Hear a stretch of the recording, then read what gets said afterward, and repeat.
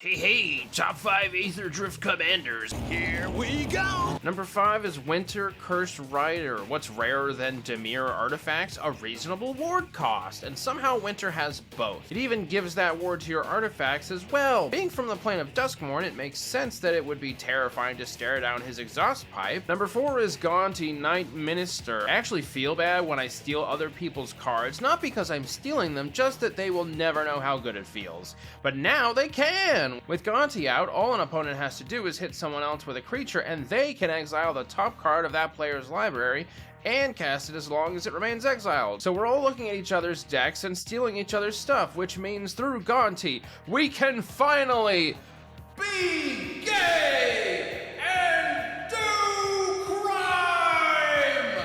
Number 3 is Mimeoplasm Revered One, or as I like to call it, Swiss Army Ooze. It comes out with hopefully a bunch of counters on it, and then can keep changing itself into different creatures you exile from your graveyard with it. So I'm going to attack. Oh, I'm sorry, did I say Mimeoplasm? I meant Slitherblade.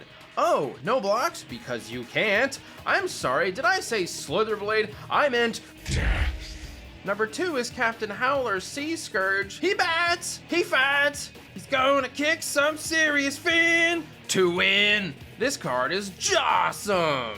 It lets you buff a creature whenever you discard, and then when that creature deals damage to an opponent, you draw a card. It doesn't even have to be your creature if you discard at instant speed. I can finally live out my shark-typal dreams! And run Godzilla / Yudaro without feeling dead inside. Number 1 is Ketramos the New Dawn. It has some text on it, but the only part that matters is whenever a card enters exile from your graveyard or battlefield, you draw a card and lose 1 life.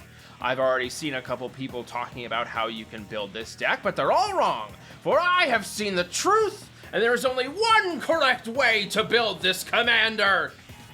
Bats! Belfry Spirit and Blind Hunter both have Haunt, so they'll exile themselves on death. Leering Onlooker exiles itself from the graveyard. Zoraline gives us finality counters, and we want them.